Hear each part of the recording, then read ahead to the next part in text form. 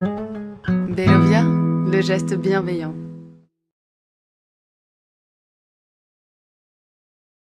Je viens apporter mon témoignage par rapport au choix de Warby Stocking. Donc, comment nous avons été amenés à choisir cet appareil qui aide la vie des soignants.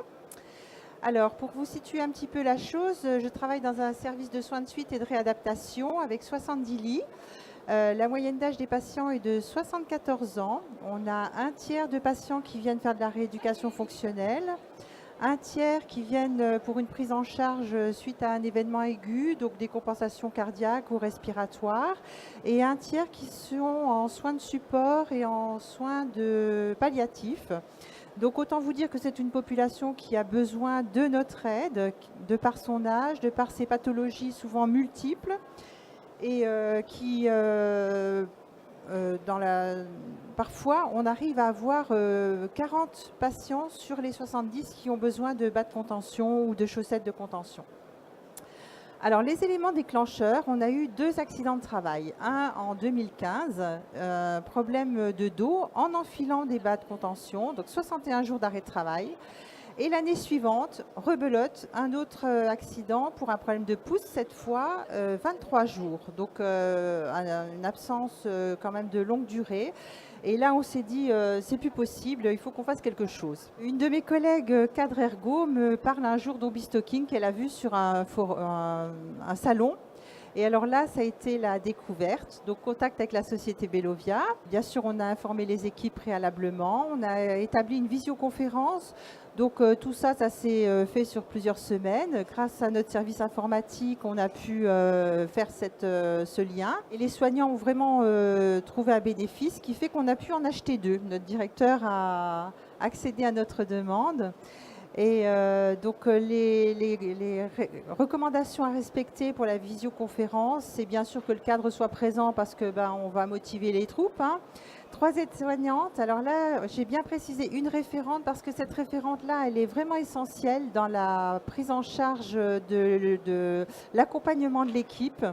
Elle va refaire des petites démos à intervalles réguliers. Elle va être vigilante à conseiller ses collègues quand il y a un petit souci. L'ergo, bien sûr, parce que c'est elle qui met en place tout le matériel et elle va inciter à l'utilisation du produit. Et puis, bien sûr, les infirmières qui vont aider les aides-soignantes lors du travail en binôme.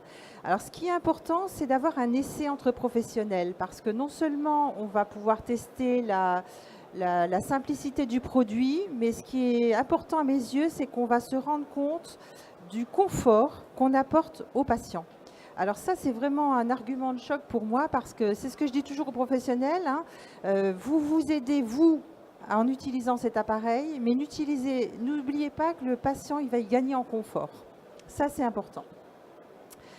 Donc au niveau de l'utilisation, je pense que c'est important d'informer les patients parce que quand jusqu'à présent on leur a mis les bas en disant attendez, on va pousser sur la jambe, voilà, là on va leur dire écoutez, ça va se faire très simplement.